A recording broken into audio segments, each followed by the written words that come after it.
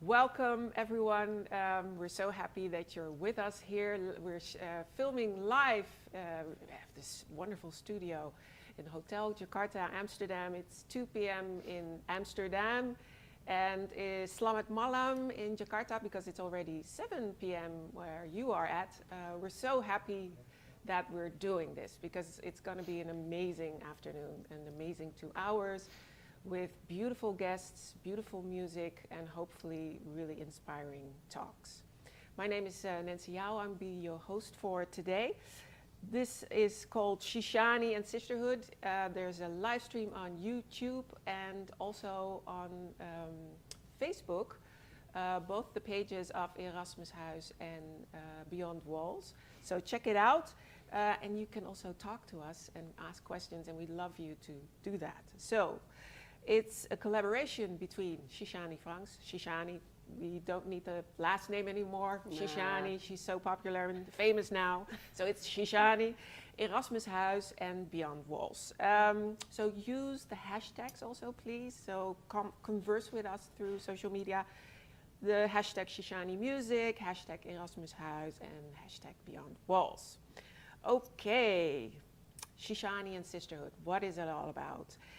Singer-songwriter, conceptualist Shishani has dove into this musical travelogue of Indonesia and took some sisters with her, and together they made an amazing piece that we will actually see, but we will also talk about it. It's from various parts of Indonesia, including the Moluccas and Papua, and it's a personal interpretation of the stories that reside there, millions of stories, and it's the women who will be bringing us those stories. The artists that she worked with, I'm going to mention them, that's Tieka Masfar, she will also be present today. The Tifa group, Tiga Batang Rumah, awesome 3 ladies, Moluccan ladies, musician Wulan Dumatubun, dancer Asi Sungkoso, batik expert Sabine Bolk, and bass player Jamie van Heck. So the concert film that we will see is the second part of this of today, but first we're going to talk with our main guest, of course Shishani, but also of course with Yolande from Melsert, the director of the Erasmus Huis. Welcome. Thank you. How are you doing? I'm fine. Yeah. I'm staying in the Netherlands for a short while. I'm going back to Jakarta on Saturday. Okay. So it's rather cold here. I know. I'm feeling for you. So we're actually lucky that you're with us here live. Yeah, it's just a coincidence. Yeah. I'm here, but I'm very lucky to see Shishani here and talk to her live, because we have talked on the telephone and via Zoom as everybody does. Yeah. Right. Yeah. So we met, I think, 2 years or 3 years ago. So. I've met you at the Erasmus Huis. I've been there many a times.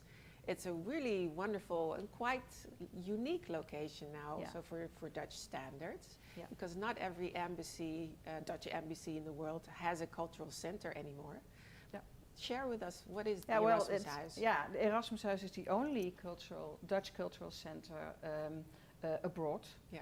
So it's really unique, and it has to do, of course, with the special relationship that Indonesia and the Netherlands have for many, many, many, many years. A very lively history, I can say. And of course, it's for the Dutch, it's important to stay in contact and build up a good relationship with Indonesia. And that's what Erasmus House does for 51 years now already. That's amazing. And in those years, it changed from bringing Dutch artists and Dutch culture and Dutch ideas to Indonesia. It changed into exchanging Dutch and Indonesia artist ideas and etc. And so we're building on the relationship, and I think because both countries shared history but have a different view on this history, and it's rather important, I think, for the world peace, for everybody's well-being, to exchange ideas, to share your stories, and there's so many stories to share. And what I find out the 2 years I'm in Erasmus Huis now is that arts and culture is a marvelous way to do this.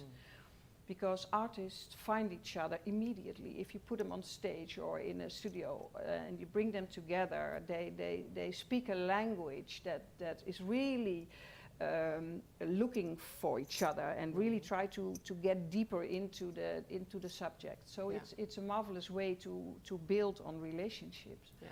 And a common language that goes beyond national borders, so exactly, to speak. Yeah. Beyond language, beyond and that's even more and more people get aware of this. My colleagues, my political and economical colleagues, also find out that this is a way. That there's also a way to use to build on economic or political relationships. So it's, and I'm very happy with this because I'm coming from the performing arts side, and I always believed in this kind of. And now you see it's really working. So I'm really happy to be at this place and do my thing there. Yeah. Can you, because you work both with performative artists, but also with visual artists, filmmakers, can you name of an example that you cooperated with the Erasmus Huis that you really struck you, that really was like, wow. Yeah, we had a beautiful, a beautiful exchange with Indonesian artists and Dutch artists in a project called Shared History. Right. And I think you I was actually part of that. Yeah, exactly. But that was a very, that's an example, that's really, because it was in my beginning when I started in Jakarta. And that's, I thought, well, yes, this is it. Bring people together and really, so they can share really personal stories and find a common way to tell the new story. And that's how I came up with Shishani, because I saw her. I visited Oerol several times, and she was on the list at Oerol. So I thought, this is an interesting. Oerol is a cultural festival, big festival in the Netherlands, very popular one, and that's where you met Shishani. Yeah. Okay. And but not only virtually, because it was. So I thought, she's doing exactly this way. She's researching, investigating, really curious in what's happening, and of course she has Namibian roots and Belgian roots, and she's trying to mix up things. And I thought, well, okay, she's partly Dutch in a way. Maybe we can ask her, and maybe she wants to work together with Indonesian. So I got in contact with her, and she was enthusiastic immediately. So I was very happy, and well, I saw what she made already. I saw the concert film, and I'm really happy with this. It's just a start, because she's coming to Jakarta hopefully next year, or maybe even this year, but I think next year.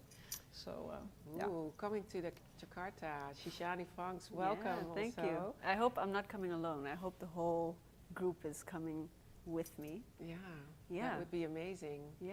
So you're the main guest in this program. This is all because of you. Well, it feels really weird to hear that.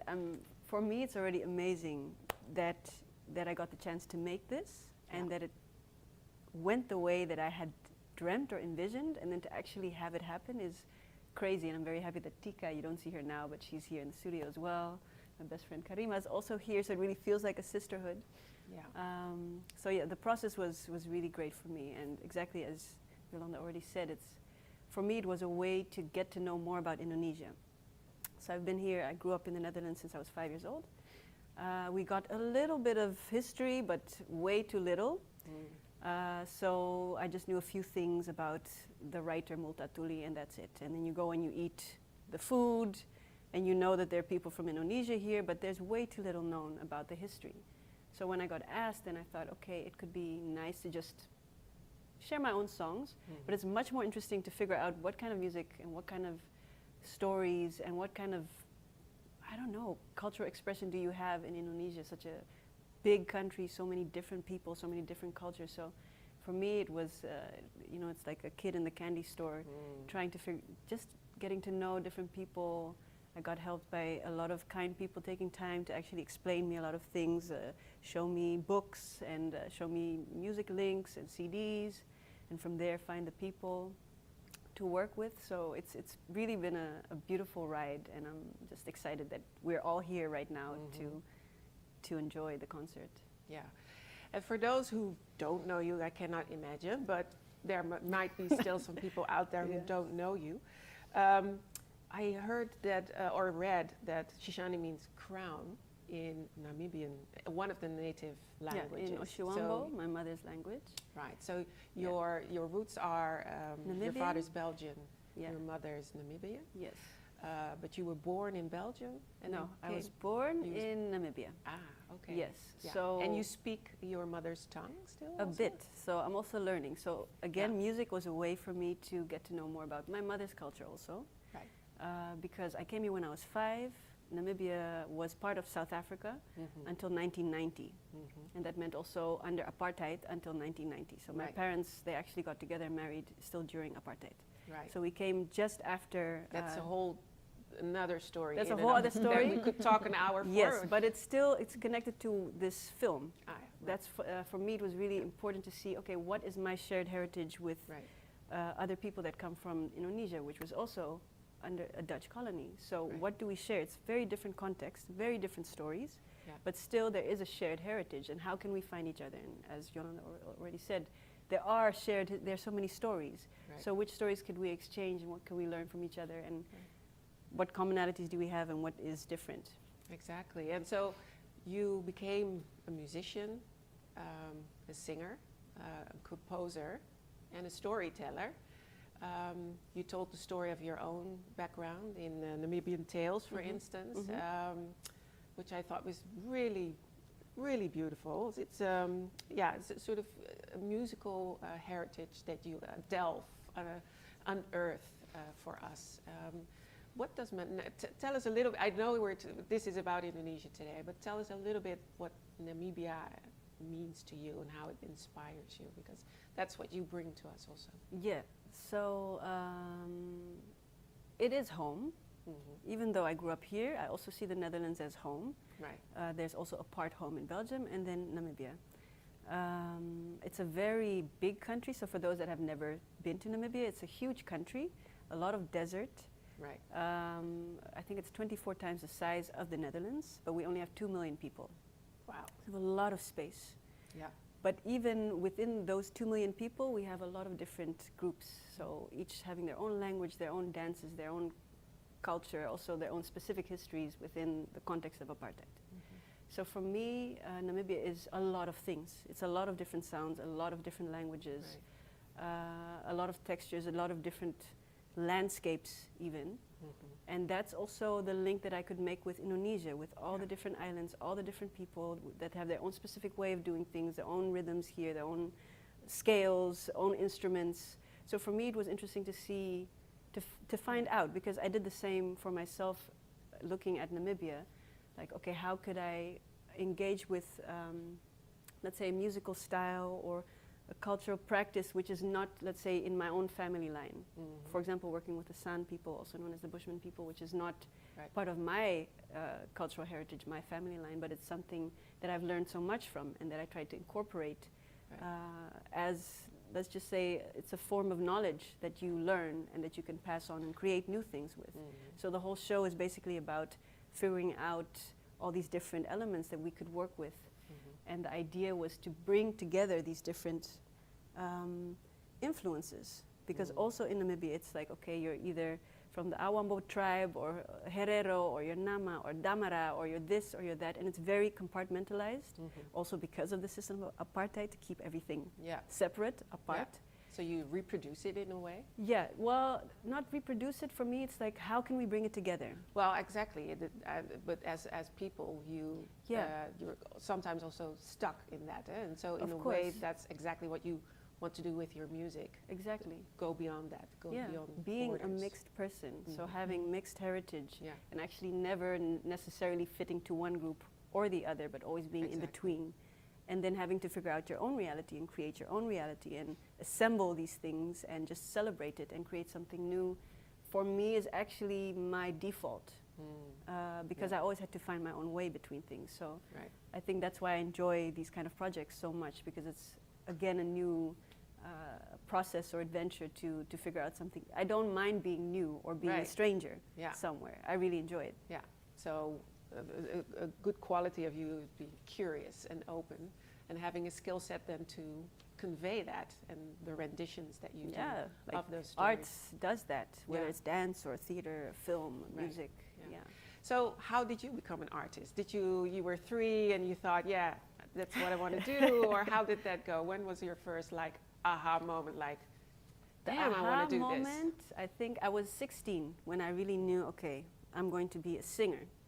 Before that, so my dad taught himself how to play piano, classical piano, so the stories that I hear is that I was always sitting under his piano while he was playing, and my mother always sang at home.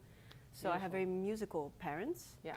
So I went to music school, and then I had to learn the violin, and I think my dad hoped that I would go into an orchestra one day, which did not happen, but it became a different kind of orchestra. You built your own, basically? Well, yeah. And now it's, so after playing violin, I played drums as well. And then I was really fanatic about playing basketball in my teen years. And then at 16, I went back into music somehow. And I never sang before. I wasn't 3 years old and wanting to be Mariah Carey. I was just, no, it was not a dream that I had from young. But by accident, I started singing. I was playing drums in a group, and a lady had to scat, so it was a jazz ensemble. And the lady was really shy, and I was like, well, you should just scat, just have some fun. And it was really easy for me. So then they said... So in a way, you're being supportive to your colleague in the band, and then you kind of discovered... Yeah, and then they said, why don't you go and sing? And I was like, well, why not, And then at the end of like a summer camp school of a week, you have to do a presentation, and then I played drums in one group, and I had to sing by myself at the end of that week. And I sang the jazz standard Summertime. And I just remember how I felt. And that's something that I had never experienced with playing drums or doing anything in my life that way. And it felt as if I was connecting with people on a level that I've just never felt before. So it felt like time stood still. And that I was really like, that the energy was really flowing between back and forth. And I was so taken aback by this feeling that it wasn't a choice, I just knew. I'm going to be a singer, and actually that's where it started. Beautiful. And also beautiful how you describe how it's an embodied practice in a way, that your body tells you things that maybe rationally you don't understand still, but then you have to follow it up. Yeah. Same thing with music. Like understanding music, sometimes you try to count it out, just like learning the songs and the rhythms of the San people, or playing with the tiva drum. It's like you feel things, and I feel also trying to make this performance is very much about feeling and how do we convey with our bodies, because it's something that we don't really take so seriously in Western culture, like the body as maybe the most important thing, not the head only, but how is it, and body and feet and hands and voice, how do we bring that together? Totally. And then you got the call from Erasmus, from Yolande. Yeah. What was that like? I was interested in doing something already, but it was just an idea, a dream, a fantasy. So it happening 2 weeks later, I got the call and I was like, well, of course I would love to do something. But at that point I didn't have a crystallized idea yet. And then we just, we were talking back and forth with Sunny, with Joyce. Yeah. Just 2 of my colleagues. Yes, Yeah. from Erasmus. Yeah. Thank you so much for the help, by the way. And it was a very fun process, just sharing ideas, and I felt so much support also for these ideas. And it started like small, like I would like to play with 4 people. And then 2 months later, I was like, well, now I think we're like with 10 people, So the budget just kept like, I don't know if it's possible, but So you were maybe. like, Yolande, I need more money. Girl, show me the money. She was really shy, and she was, can I say, yeah, of course, go. Yeah, so I But didn't. of course, we are lucky in this way, because having this cultural center, and of course having the budget to do so, and we are only matchmakers, so we live by the fact that we have people like these who really actually do it. Yeah. And so I was very happy with it as well, and it was streaming, and that's what happens if you give artists the floor, I think. Absolutely. Yeah. And it helps, of course, that you have been active in the art world in that sense. Yeah, maybe it helps. Yeah, yeah. I can imagine that at least. Yeah. Yeah. And so how did you come with there's a really interdisciplinary group that we will see later on in the concert film. How did you find them, or were they already connected to you? It was all like calling, asking friends. I think Yolande also gave me a name, and Arnoud, if you're watching, thank you so much. You're the one that gave me all the CDs and the links and the books through Beyond Walls. Susanna, you gave me names. I just started researching. Right. And I knew Tieka from 10 years ago when we had a platform called Cinnamon Wednesdays, and she would come and perform spoken word. So I knew doesn't she have roots in Indonesia? Maybe let's have a talk. So went over and we spoke for 4 or 5 hours.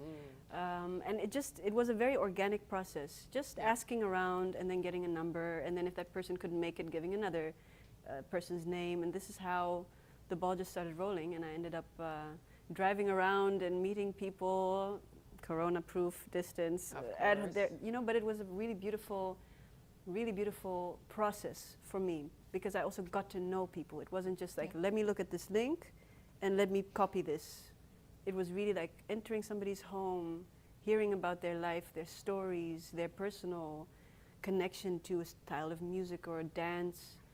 So it was really connecting, and I really felt like I'm grateful to have learned and gotten to know so much in, let's say, a period of 2-3 months now. Which is really quickly, by the way. It is, but it feels like a year, like we've been working on this for a year, because it was so intense. So it was just calling around, meeting people, and then we had one rehearsal the week before the recording, and it was just pasting together all these ideas and visions that you have. And I think the moment we got together in the space and just trying out things, everybody was just, it was a very emotional moment.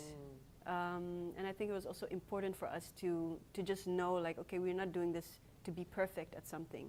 We're doing this to really create something and to exchange also within the different disciplines, the different areas of Indonesia, my own background. Sure. So, yeah. Yeah. And it's people living in the diaspora, Yeah. it's diaspora communities, so Yeah. it's people that carry different worlds in them, like yourself. So embodying indeed also these different stories. You yourself are 30 plus. You work with women in that, I think it's at that age range, 30s, 40s, 20s. I think between, let's say, early 30s and 50. Okay, Yeah. And so, of course. And it strikes me also that this is something that a lot of people, so we're one generation apart, right? So for me, it's amazing to see that, people, younger people are also, connecting to what they know about their own background, or what they don't know about their background, actually. We'll talk about that after the film some more. Yeah. But why do you want to do that, and how does that work for you? Like also in the cooperation that you did, and also in sisterhood, because Yes. why is that important? Well, for me, it's very important. I think seeing my mother, being a migrant lady that came from Namibia and had to start all over here in the Netherlands, seeing her experience and also just carrying this history in me has been a reason to want to understand things better. And why wasn't I raised with my mother tongue, for example, that also has a historical background, you know? So in this sense, it's me also finding answers, because you grow up in a space, you grow up in the Netherlands. A lot of people ask, where are you from? And then you say Groningen, and they say, no, but where are you really from? And then you have to explain yourself and tell your story, like, no, my mother's from Namibia, my father's from Belgium, da da da da da. So my story became something that I've just told a million times, you know, and you start to then at some point wonder, well, if I'm not from here, where I live and where I am and where I live and love, then I'm apparently from somewhere else. So what is that somewhere else? Because you're confronted with that the whole time. People are telling you and letting you know you're not from here. And that's why I think it's also so important for everybody in the show to actually connect with these roots. Like, why are we here? Why are we here in the Netherlands? What is our story? What are our mother's stories? What are our grandmother's stories? And me being very, very aware that I am probably the first in a line to kind of grow up free, without the context of being controlled on the basis of my color, on the basis of my gender, or being a woman in this world, and just seeing the role of women in society in different parts of the world. And what that means, that already predetermines for you what you can or can't do, what you're allowed to do, how you should move through the world. And also, like the book that you wrote, Gendered Empire, what is, you know, what is the experience of women within in our histories, basically? And why don't I see women in paintings, posters? Why is it all men? Weren't the women there? So like, for me, it's a history was also made by men. Exactly. Right? Yeah. So for me, just missing, it's a form of representation. Not seeing yourself somewhere makes you wonder. Right. Because I know so many amazing women, artists, producers, creatives, scientists. You know, why don't I see them? Why don't I know them? Right. Why don't we have the same visibility as male counterparts? Right. So that's why it's so important for me to centralize women in everything I do, because apparently it's necessary. Because it's really normal to be in a space and be the only woman with a full male production team. Right. But it's something special if it's an all-female cast or it's an all-female production. It's still a thing. Yeah. So that's why specifically I wanted to look at that, because I feel it's too invisible still. Yeah. That's the beautiful introduction to the concert film, because let's watch, because we're now become very, very curious. Here is the video production shot at the Tropen Museum here in Amsterdam, Shishani and Sisterhood.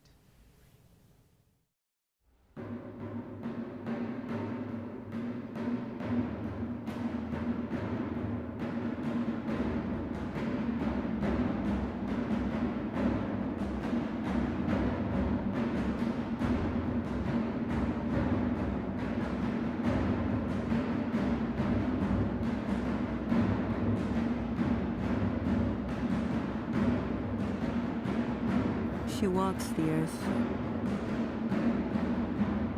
yet seems to leave no trace.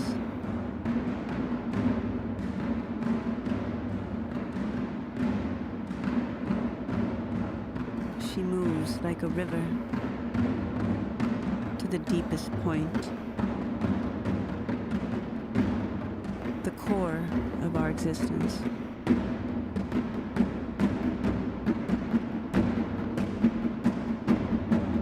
What does strength look like? What does knowledge look like? What does leadership look like? What does sisterhood look like?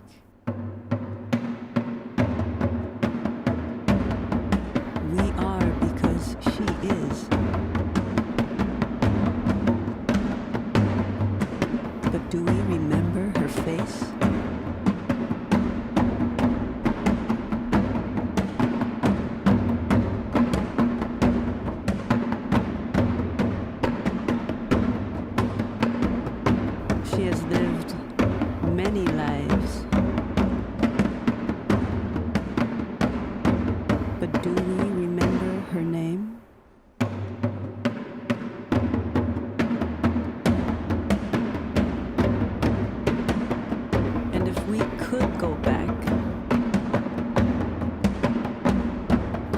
tracing the footsteps.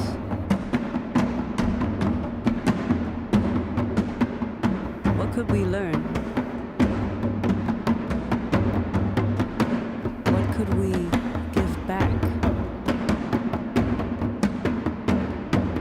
What could we repair?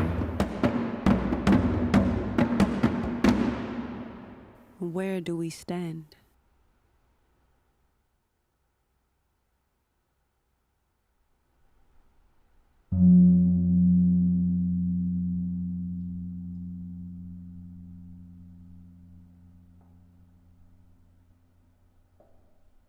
We are together. Kita bersama. We zijn samen. Otuli pamwe. Otuli pamwe. We've come from far. Kita datang dari jauh. We komen van ver.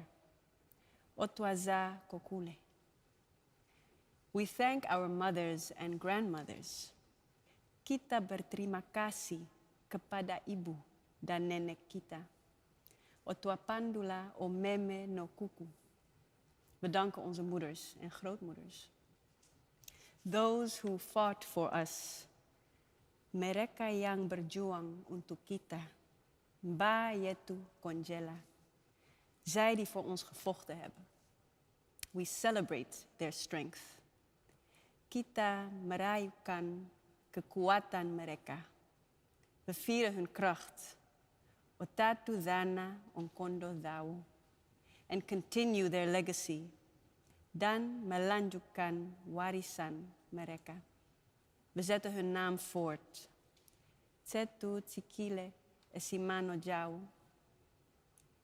We are together. Kita bersama. We zijn samen. Otuli pamwe.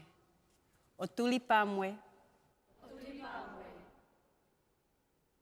Today we honor the women that came before us, from our grandmothers to our mothers, down to us.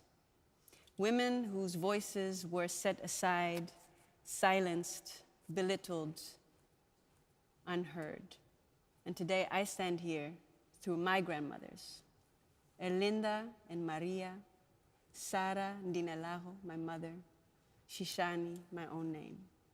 And in this first song, I go looking for my grandmother. And in Oshiwambo, my mother's language, you say meme kuku or kuku for your grandmother.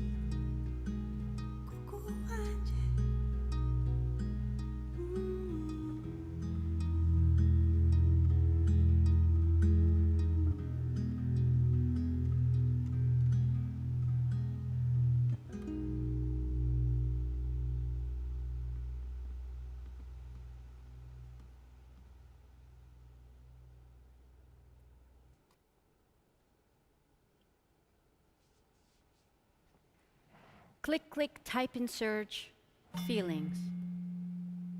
How did I feel when I got my heart broken?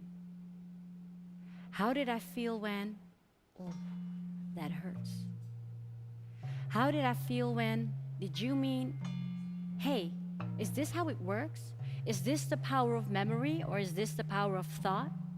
Can I go there whenever I want to, and what happens if it's blocked? Why does a human want to go back to a memory anyway? To say, hey, remember the time when, for small talk conversations? To go back into trauma, release drama, and blame your mama? Papa, for that matters. It's more than just a mindset, isn't it? It must also be the story, right? How far does a memory go anyway? From childhood when I learned how to ride a bike, or from my mother's grandmother's womb when she was shining her light? And what of it have I passed on to my daughter? Did you know we are built not to remember pain, only to feel pain at that certain moment? Does that apply to happiness, I wonder? Don't get me wrong, we remember the moment, but can you actually go back to that exact feeling of pain?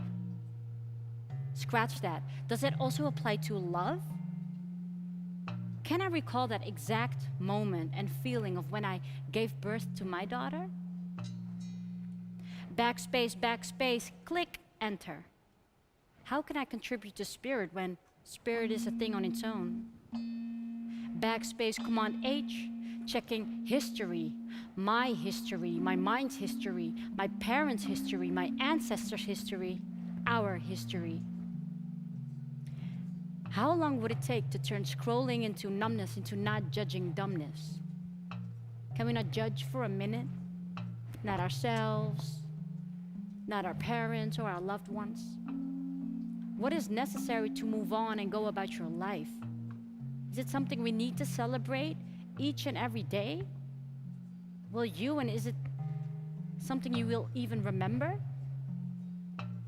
I dive deep into the web because I feel I don't want to forget a power within myself that has been deactivated and put high upon a shelf. It wasn't my time yet, so I couldn't reach. It wasn't my time yet because I wasn't there yet to teach myself from within. Kept searching my soul. Where was it hidden? Apparently, so frequently, it came back to me in pieces. Click previous,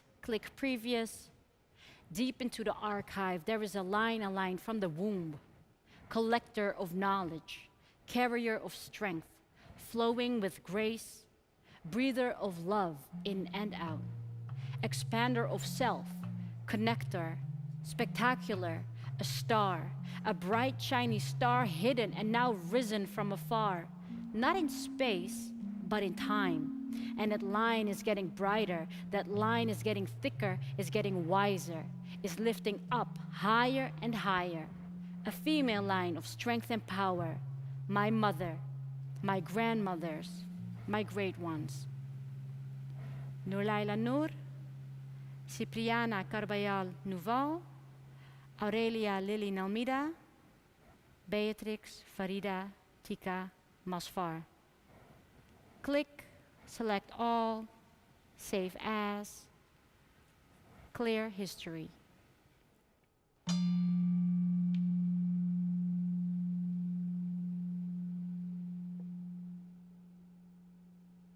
Marcia Batanjung, Rasiati Maria Teresia Soroyo, Wulan Josefa Dumatubun.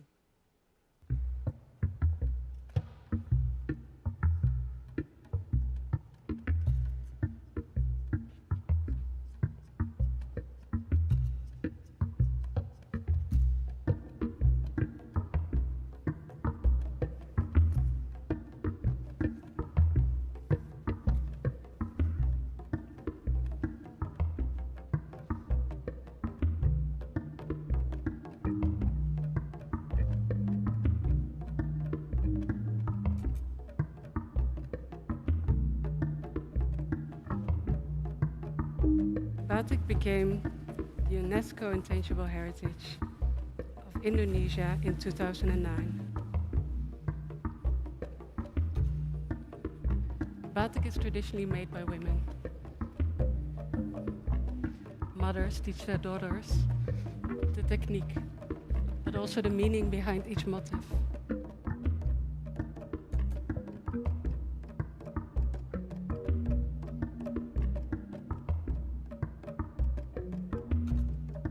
In 2009 was also the first time I went to Java, and there I met Ibu Ramini.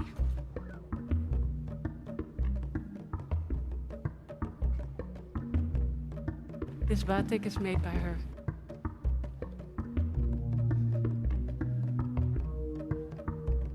KB Srikandi is in the Desa Juruk, nearby the city Lhasa, on the north coast of Java, in the region Rembang.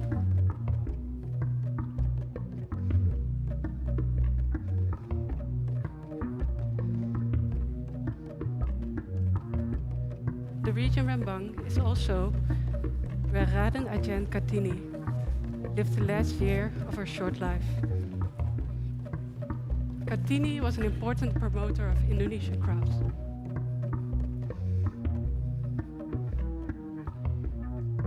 She and her sisters learned the making of batik within the walls of the Kraton.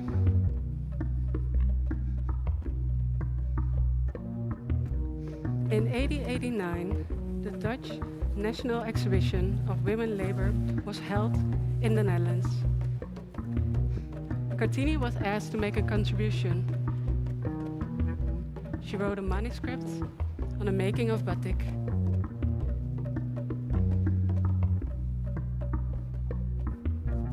Her brother, who went to the Netherlands, brought a photo of Kartini and her sisters making batik.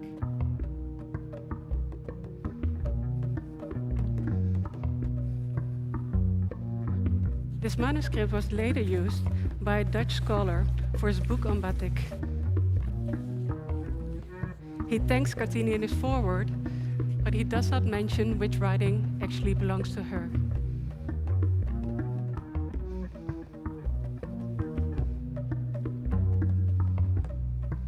He also used the photo of Kartini and her sisters in this book.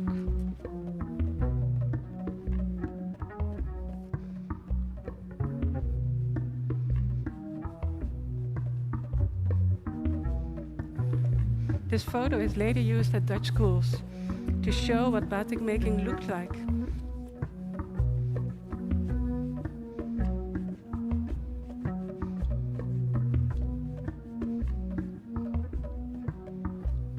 The photo is used without the names of the three sisters.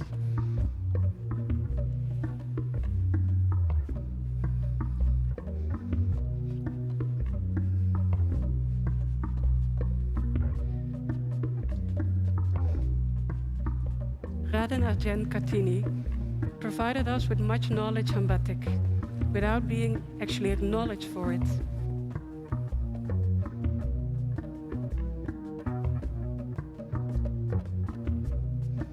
So it's wonderful that today we can here in the Tropen Museum tell her story.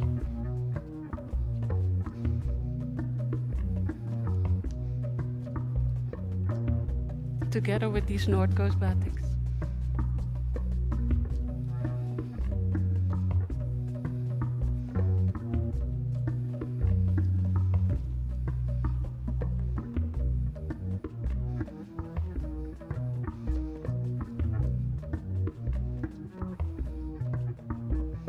Mies Stofmeel van Toor, Bertha van Doorn Bolk, Yvonne van Toor Bolk, Sabine Bolk.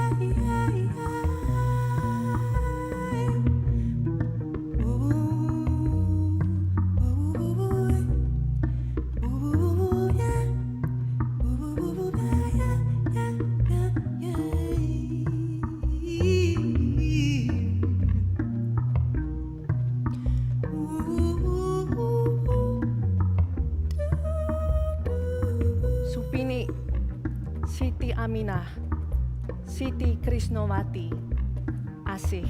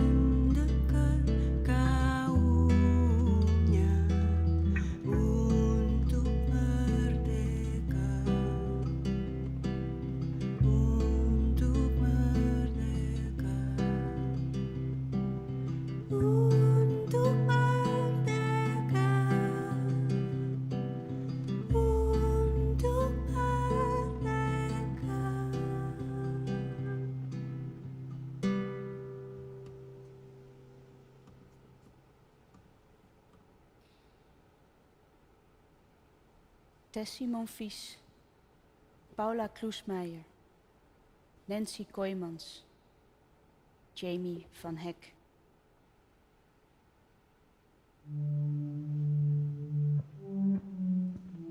A Mambo Simbo is a Papuan song about a young boy, Mambo, who gets lost, so the village goes looking for him. And when they find him, they rejoice.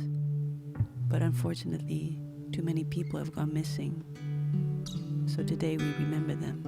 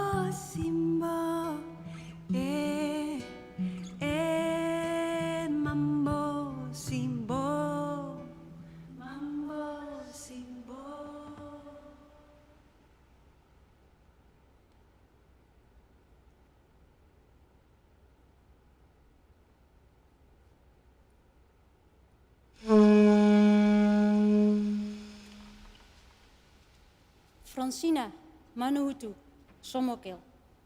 Helena, Rumalai Ceylon, Manuhutu. Tabita, Rumalai Ceylon.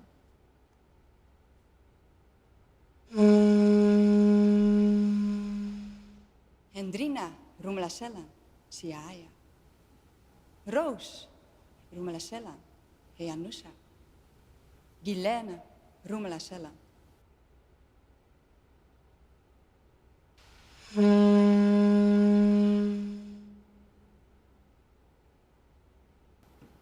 Ngantina, Rosa, Hehanusa, Vira Sumita.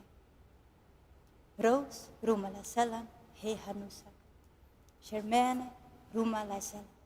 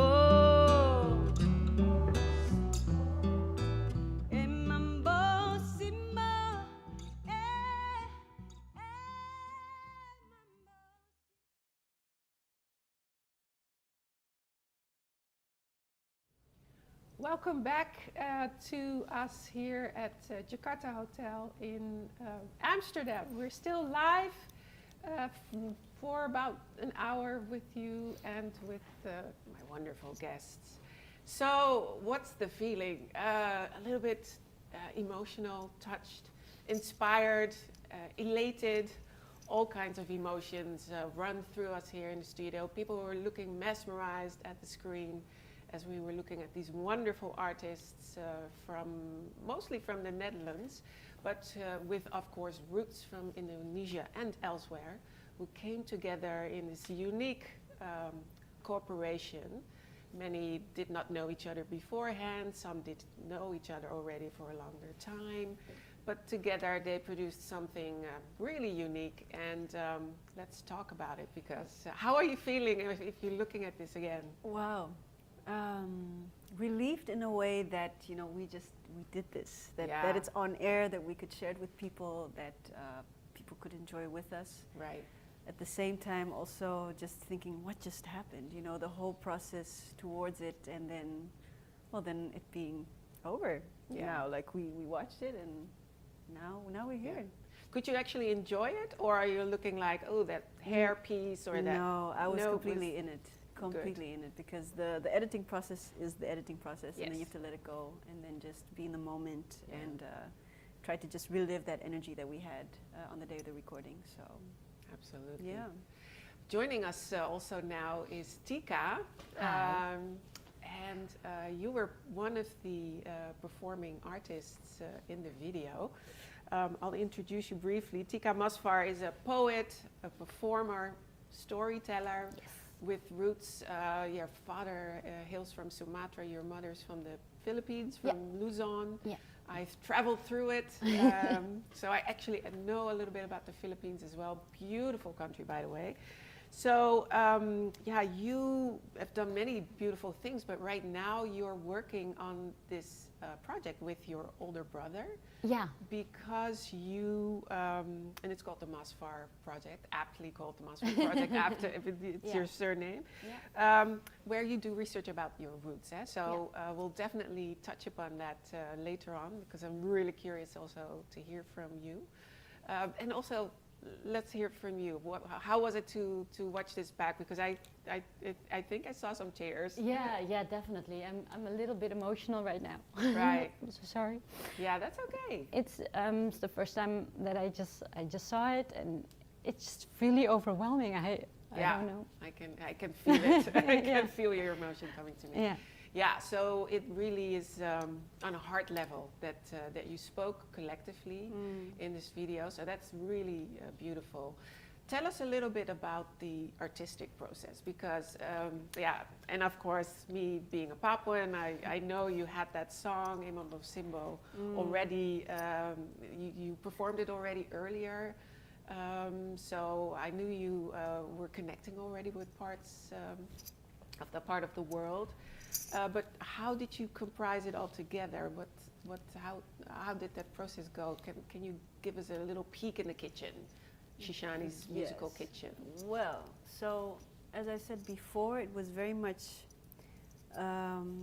trying to figure out, because there's so much material and there's so many stories and there's so many traditions and scales and instruments, and so basically when I wanted to create this project, I wanted to look at important female figures, and one of the names that somebody told me was Kartini. I didn't know her before somebody explained her story to me, how she was so important in women's rights education. She was a craftswoman.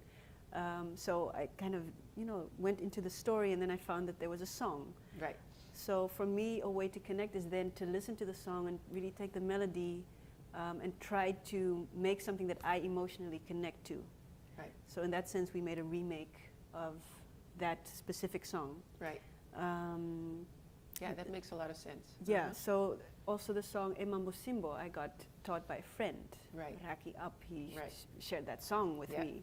Yeah. And it just... Raki, I call my adik, my younger brother. Your younger brother. Yeah. He's amazing. Yeah. I love him. I hope he's watching. If you watch later, thank you for sharing that song, because it also made me curious to where he came from. What is the story? What is happening? Yeah. And this is how you then emotionally connect. Just Yeah. like Tieka right now is also emotional. Like when we had the Yeah. rehearsals, like everybody was just completely flabbergasted of the Yeah. energy that is created when you come together. Yeah. Because Tieka comes with her story, Yeah. Wulan comes with her energy, Sabine Right. comes with her story, Asih comes with her Right. movements. You know, like everybody had a role. Jamie also just jumped in 1 week before the Yeah, recordings. amazing bass player, by the way. Oh my God, can we just give a Yeah, Jamie. special mention to her also? 'Cause Yeah. that was amazing. Yeah.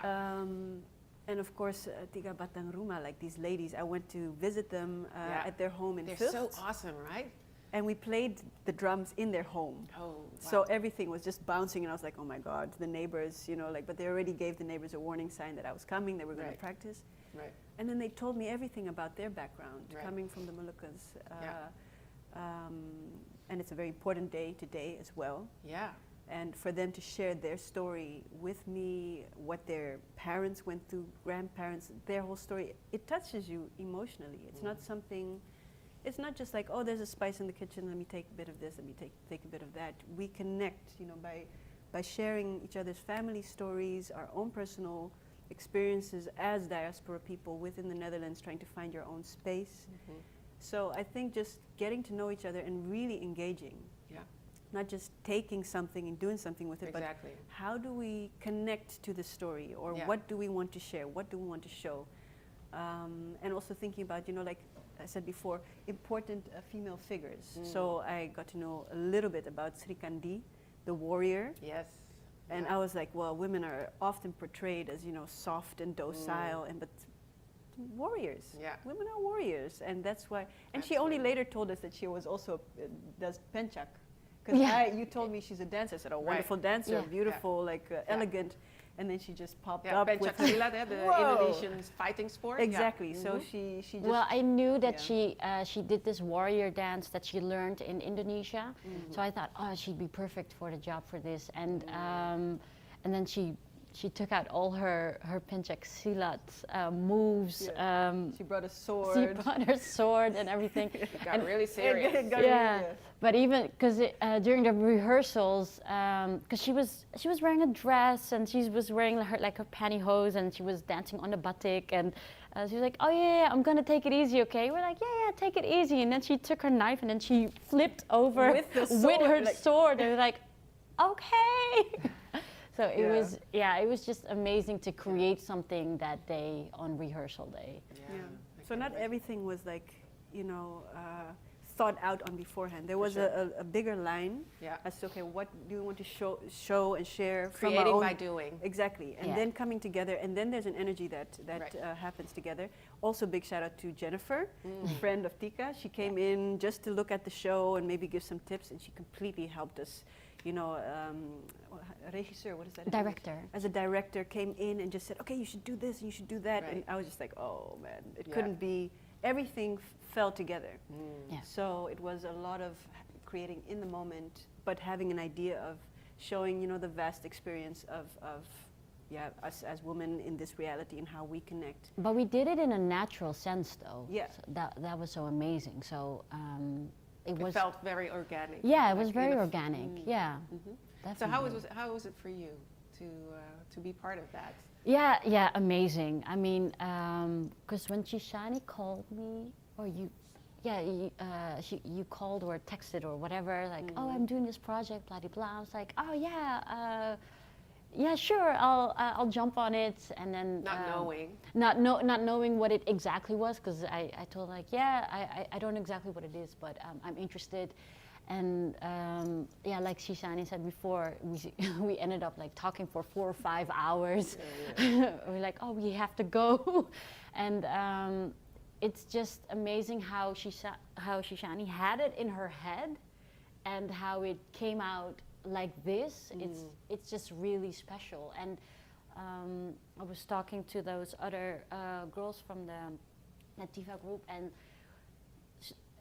we both were like, it's good that Shishani brought us like all together, so it has a different kind of perspective than the dynamics it would have been if I don't know if it came from within us or something, because they were like telling also like, yeah, we either play for a lot of Molokkan people or Dutch community, but not necessarily next to a pasar malam or something for Indonesian groups. So it was very interesting how this diverse Indonesian group got together. So yeah.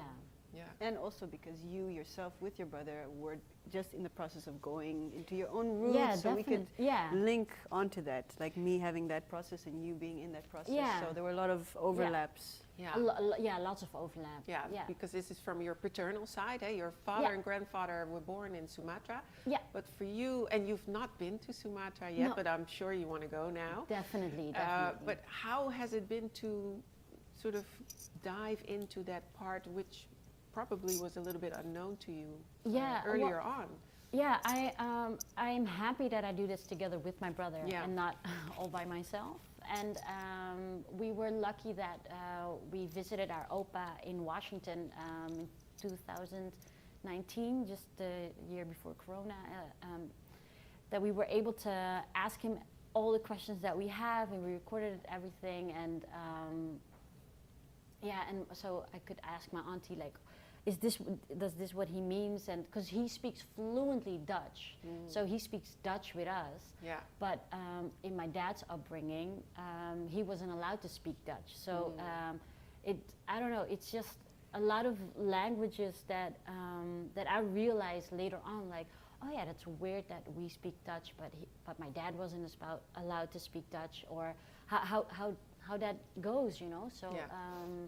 Because I don't speak Bahasa, and it's also something that I don't know, which get lost in translation as well. And but to get all these stories together, and we just want to map out like what is how did that go in our family, and how did we get here, and how is that scattered, and from my dad's side. So you realized suddenly that you had all these questions that you needed to ask, and luckily you could do that with your opa, your paternal grandfather. Yeah. He since passed away. It's not my earlier. It's not my dad's dad, because I've never met him, but he is the youngest. Like the younger brother. The young. Right. Which we in our communities we still call them opa, right? Definitely. Yeah. And to me, he's my opa. Yeah. Right. Exactly. Gotcha. And shout out to my Washington crew. Yeah. Right. So we were so happy that we were able to ask him all these questions, and because those were questions that my dad couldn't give, you know. So about our great grandfather, who didn't work here, but he was I don't know how you say it in English, but als Nederlander gelijkgesteld. That he was seen his as citizenship was put on an equal footing with the Dutch, and that would grant him more possibilities in society. Exactly. Basically. And how he did that and everything. So what is our role in it, and how did my family, our family, survive all these wars in between? That's and where did we go to? So we're trying to map all of that out. Yeah. In the piece, you do a spoken word performance. Yeah. Tell us a little bit about what we hear there in the writing process. What can bring us to your kitchen, Tieka? Yeah, Shishani had the idea to write something about the grandmothers, and we were. I participated in a poetry class where I wrote the first part of the piece already, and it was something. Yeah, it just had a lot of questions about roots, and about like a lot of internal questions about memory. It was about memory, and there was another piece that came to mind, which was about the womb. About how much strength we receive from the womb, and it's a combination of those two poems and my research in it.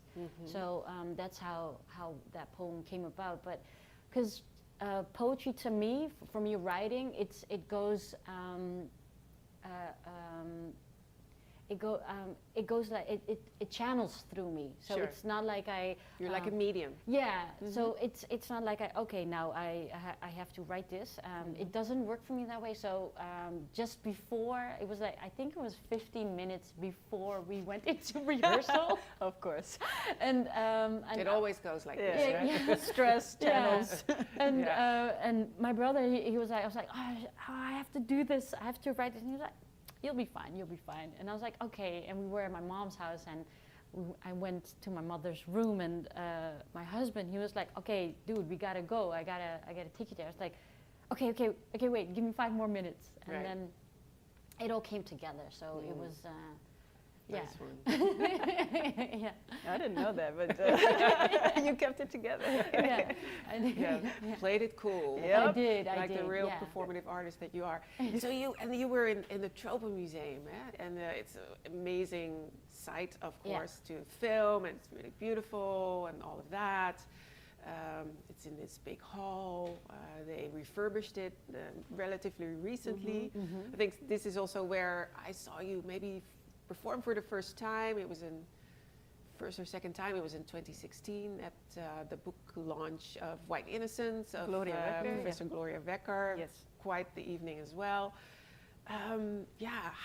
What's it like to film there? Because it's also a building that Carries a lot of Yeah. history, represents literally. colonial Yeah. history. Yes. Yeah, literally, yeah.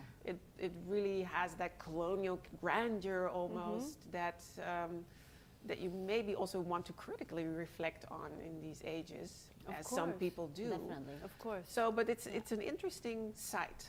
How was it like to be there? Well, firstly, thank you, Wayne Modest and Cheryl from Tropen Museum that could host us there.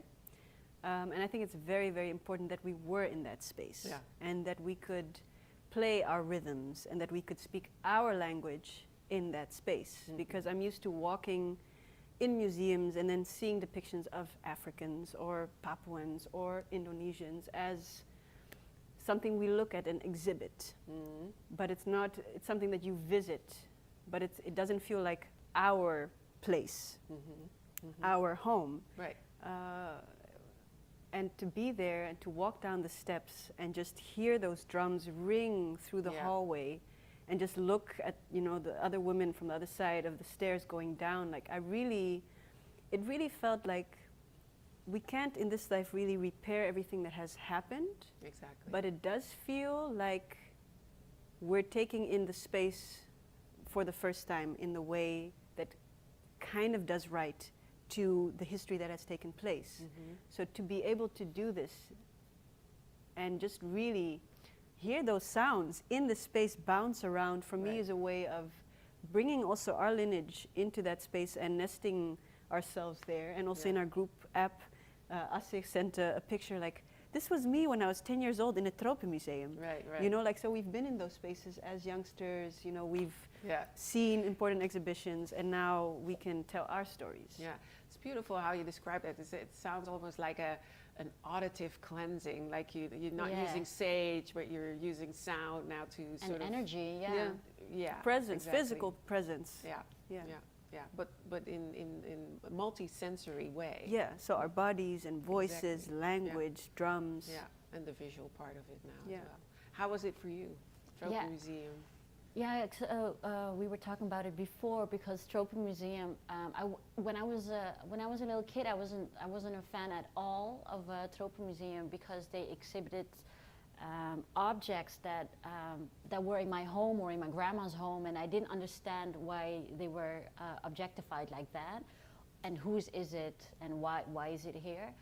So and I know they've changed a lot, and so Yeah. I'm really happy about that. And to be in a museum in this time, in this Corona period, was really nice to me, and to do this performance with all these female artists, power warriors. I felt the same as Shishani said. It felt nice to leave a presence there, or Right. yeah. I think it's really important that it's like in your own terms, and that it's not like a semi-uncomfortable experience, because you know that like the way Tropenmuseum is dealing with the objects and how things are doing now, of course, is very reflective and is changing the history of like how it started and why these museums started. Exactly. But still to really do your own thing in such a space, it feels, at least for yourself and to your own mother, grandmothers, those that, you know, like what we bring as, it feels like a cleansing.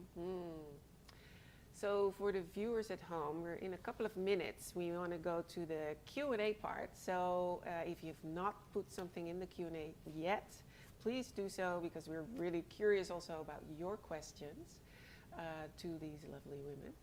And but what is, I'm guessing people are wondering, upon seeing the film, where can we hear more about this?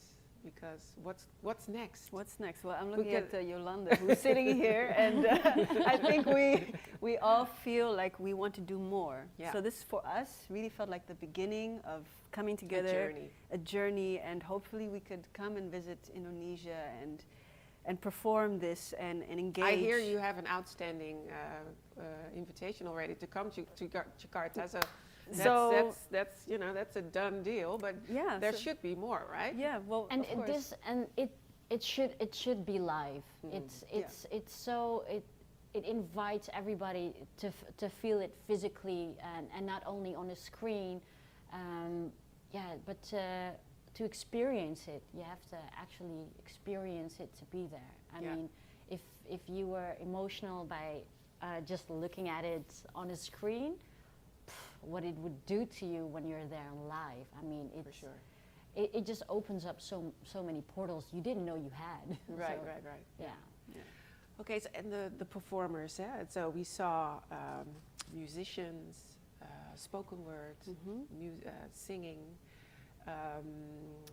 Yolande on her instruments, several different ones.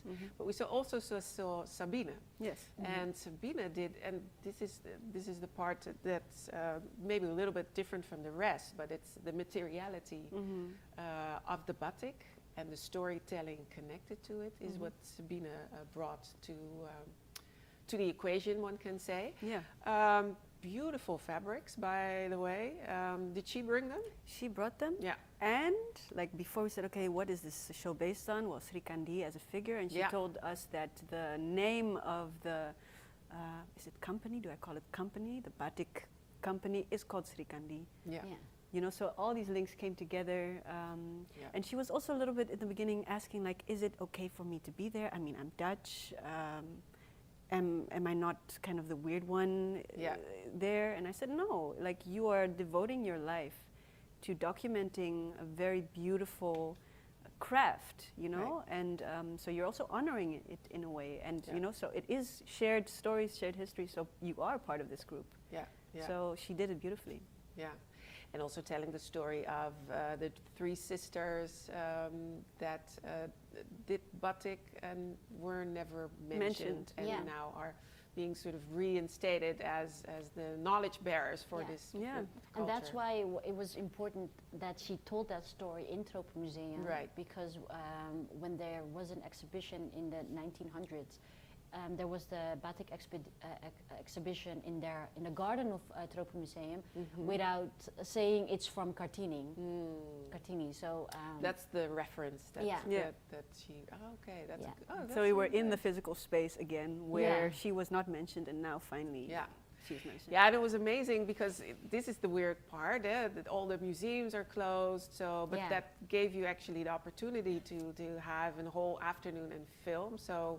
Indeed, a shout out to the Tropenmuseum that they opened the museum especially for you. Absolutely. And to do it underneath the moon. Yeah, the moon was. That was another. That's another surprise, whole layer. And I feel bad. I forgot the name of the artist who made that moon, but just walking into the space and then talking about the female experience and then having the moon hanging there, I was just like okay. Yeah. Serendipity. It was full, full circle. Yeah. It all fitted. It was all, Okay, well, let's go to the questions because I think there's already a couple of them. Let's see. Let's see, indeed. Okay.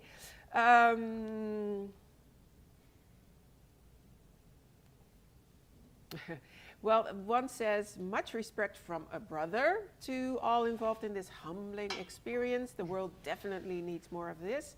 I suppose the moon was purposely chosen. Well, you actually explained it. Yeah. Well, it wasn't, but it was there. Yeah, exactly.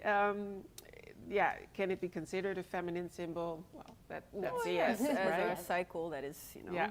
Yeah. But we have to look up the artist, indeed. Yes. Yeah. Tieka, somebody also noted your emotions upon seeing this film. Can you elaborate the emotions you had earlier and after watching the film? What's happening with you? Yeah, yeah. What's happening? I mean, it actually started from when we did our rehearsal day, and our rehearsal day was in a gamelan house. Yeah. I didn't even realize, or I didn't even know it was there, you know. So when we already came into that room, as Shishani was saying earlier, next to everybody's stories and energy, it was also the instruments that came with so much energy. And I don't know what happened, but I wanted to cry, like, from the moment I stepped into that to that room, and I don't know, I can't really explain it. It's just a feeling, so when we did the performance at Tropenmuseum, and especially the girls with the drums, and when Assi was dancing, I don't know, there's just like so much going on, and I get emotional like talking about it because I'm thinking about it. It's just an ancient. It feels like an ancient energy that is allowed to be here, and I don't know yet how to give it space. And it was just like we just finished watching it, and also the Papuan song that Shishani did. It was like, it really hit me. So it was like emotion stacks of emotions, and it's just really beautiful. I don't know, that it gets a voice, that it's being told, that it's that it has a different narrative or something. So yeah. How's that for you? Because also, like, what I think is also always so admirable is for singers to be in a space and sing, you know, where the room is full of emotions or precarity, sensitivity. And how do you sing through that? How does that work? Is that instrument of singing? I don't know how it works. It's like Tieka said, sometimes things happen through you. So being touched, being emotionally touched, I can just say, like, music for me has always been a way to deal with my emotions, and it's been a therapy to me. And then I figured out, by sharing this through song, through voice, that it could touch other people. So then it's for me like a healing experience, just to let it out and have somebody else feel actually what I feel also. Yeah. So it's sometimes like, I remember I had a concert once and I just literally had to cry myself. Right. Yeah. And then I could just kind of regenerate power again and then keep going. But it's, I think it's about things allowing emotions to be there. Yeah. Yeah. Allowing to be emotional, that it's not a weakness, that it's like, it's part of us that we're suppressing, you know. And I think that's so important to also to think about what is feminine power also. It's just allowing space, seeing people, saying it's okay. Yeah. You know, it's okay to cry, it's okay to laugh, it's okay to love. And seeing it as a strength. Exactly, and it's not a weakness to be emotional. I think it's really important for us to be able to connect, because so many problems in our realities, because we don't connect and we cut off and we think rational, and that's why we're able to do horrible things to each other. So when you finally feel something, you can actually, you know, if you see the humanity in another, that's where we start connecting and looking beyond and wanting to engage. I really want to know how things are for you. What is your story like? Because, and that's also why I wanted to do the show. It's a shared experience. Right.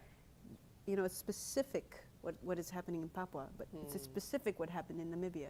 But still, there's a shared pain, there's a shared strength, shared resilience. You know, so I think that's, for me, that's how music just plays a role. For me, it's just a way of communicating and sharing and creating a space where that is all allowed. Right, right. Beautiful. Yeah, brilliantly explained. Luc Yeram is actually the artist who made the movie. Oh, Awesome. Wonderful. Thank you for making it. Yeah. Yes, we were thankful. Yeah. Yeah, definitely. And it's part of the exposition Healing Power. Well, there Oh, you wow. go. It all makes sense, talking about healing, yeah. Yeah. Okay, well, full circle yet again. All these circles. All these circles.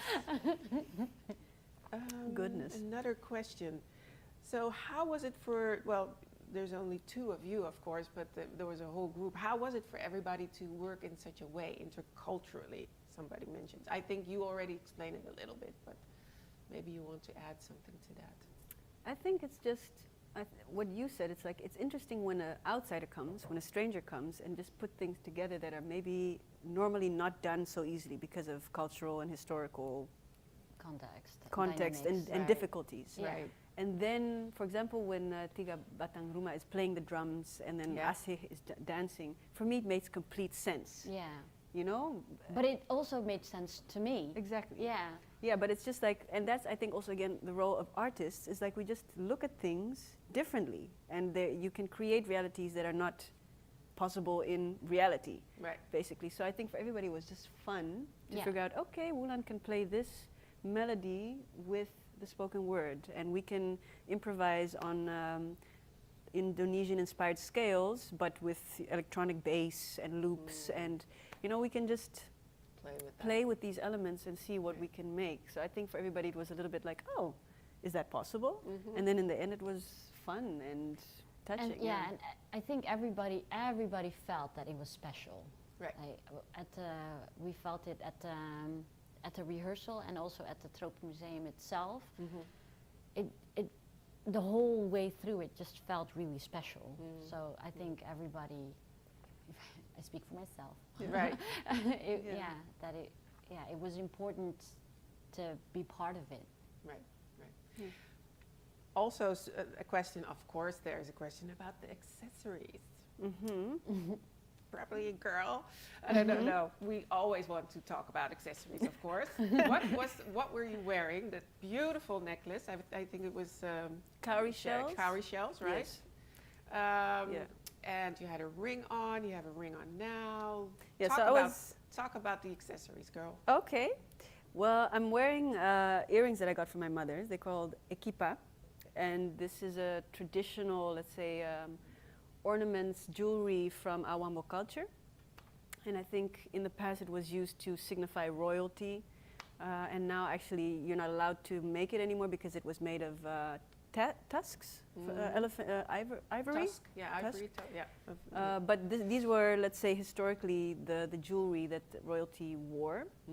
And for me, when I got these from my mother, I think 10, 15 years ago, it was so important for me to feel like I'm carrying my culture. Also because when I'm in Namibia, people would ask me, "Are you from Brazil? Are you from the States?" Because you know, you move different, you walk different, you talk different, but still you feel so connected with the country you were born in. Right. So these are basically my standard earrings that I wear just to have that connection with my mother, with my culture. And then the cowrie shells for me is also because it's so symbolically African in a way. I wanted to show like who I am today, you know, just walking in my blouse, wearing pants, so not typically feminine skirt. Right. How I feel and move through this world, but still show like symbolically where the continent that I was born in, but still, let's say, not typically traditional, because I also don't see my work as typically traditional because I wasn't raised in it that way. Yeah. So for me, it's more about assembling these elements Absolutely. And I just like this ring. I was wearing it at the show. But it must be a seashell also, right? Yeah, and what I Yeah. love about it is that, I don't know if you can see it, Yeah. it's like a spiral, Yeah. you know, and again, like circles and Probably the source. closing bit of a bigger shell, I right? think so, I yeah. have something similar, yeah. And I love what you'd say about the cowrie shells also being very African, because for me it's also deeply Papuan, and I have all these necklaces with Sure, cowrie shells, sure. and yeah, it was also a way of paying. Exactly, before Um, money. Yeah, But it's so- it's associations and just visual references for people Yeah.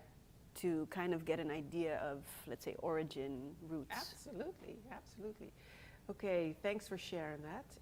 Another and there's also a hi from Namibia from your mother Yeah. who's watching. Yeah. Yeah. Oh, Mom, hi, Mom. That is so cute that you're watching. Respect and appreciation to all the cultural heritage creators. So that's for you. People find it really powerful to see only women on stage. Tifa drums sounded amazing in Yeah. the Tropen Museum. And kudos to Sabine for her story of the erasure of the names of Kartini. Exactly. Great storytelling. The gamelan was beautiful. Everything was basically beautiful. And I also have to give a shout out to Yuri and Silke and Sonne Scheermakers. They're the one that recorded everything so beautifully and mixed The the sound, so we could is actually bring key. that, you know, into a visual form now. So thank you. Absolutely. Somebody also asks, I don't know if you noticed, I actually, because it's such a different part of Papua again, Papua is also, the whole island is 24 times the Netherlands or something. Did Raki Up share with you, Mambo Simbo, which language it was? Because No, Papua has also Many at languages. least 250 distinct languages. I'm sure. No, I don't know in what language I'm singing. I just know. I have to say, I don't know either, people. Yeah, no, but okay, good to know. Of course, multiple people have asked also, where can we view this live? Are there plans to put it in the theater? Yes, and I'm looking at the Beyond Walls team here because they've been amazing. Just, you know, putting everything together and also having this talk, because we didn't want to just leave it at the concert itself. So thank you very much, Jeremy. Thank you very much, Amanda. Thank you very much, Susanne, just for Brenda. doing all of this extra. Mhm. So we all feel like we want to do more and want to bring it to the theaters. Of course, now we're just waiting for the rules and regulations to open up. Yeah. As soon as we can do that, yes, we're hitting the theaters, but I can't say when. Right. But definitely follow all the artists just to see what we're up to, because everybody's also doing their own thing in the meanwhile. Yeah. So I can't wait for our tour to Indonesia and expanding, hopefully also with artists from there. Let's see, I don't know. Yeah. But yeah. Because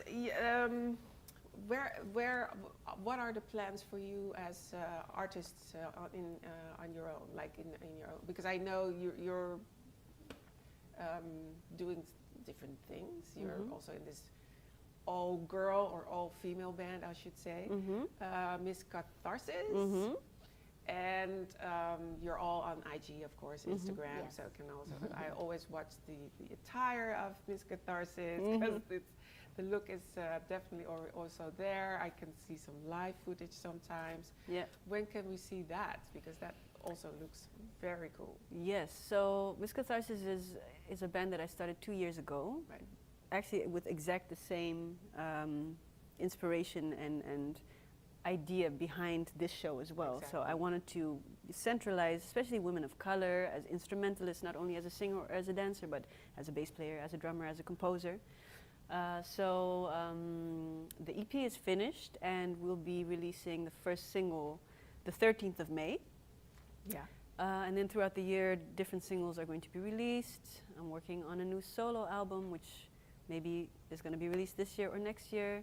In this studio, you can't see her, but my best friend Karima is an amazing singer, and we have a band together called Shakwar, where we mix Moroccan heritage with Namibian heritage. Yeah. We have And Karima 2 is with albums us here waiting. in the studio, Yep. giving waves and hearts. Yep. And mental support, sisterhood. Sisterhood. So we have 2 albums waiting, a studio album and a live album with orchestra. So there's a lot of material coming in bits and pieces. we're navigating the, you know, the digital space because of the whole Corona situation. But there's a lot of music coming this year. But the first next thing is going to be the 13th of May, the first single from the Miss Catharsis EP. So put that in your calendars, people, 13th of May. What about you? Oh, Tieka? I do. Yeah, I do so many things. Yes, please follow me on Artistica on IG. But I'm private though. I'm working on a couple of projects. So the Masfar project obviously is still ongoing, and I'm working on a children's book. And it's I'm going to a children's book project through Rose Stories. Yeah, so I'll be starting that next week. And then I have a podcast waiting for me that I want to dive into time and talk to different people about time, how it affects us, and can we look and treat time on a different way than we are doing now. And what else? Yeah, and also always working on my own project. And rather than releasing a poetry book, I would love to release a poetry album with a book and clips next to that. But that's all in the pipeline, and I have no rush making my art. Yeah, no, they never rush. Yeah. Shishani, how did you learn the language, is somebody asking? Learn, well, through friends. You okay? Yeah, I'm okay. Just have some water, yeah. So, Oshiwambo I learned through family, friends, WhatsApp. So just saying, hey, how do I say this? And then getting a voicemail back. And then listening to it and then speaking in. And does this sound okay? And then somebody says, ha ha ha, no it doesn't. And then, and then me calling and then getting, you know, extra feedback on how to say this. So my cousins help me, my mother helps me most of the time. And with Bahasa Indonesia, I just wrote the text and basically had people Asih translated it for me. So thank you, Asih, for that one. So before the rehearsals or before the recording, I said, okay, does this sound okay? And she said, well, yeah, it's okay. So basically by just trying and doing and...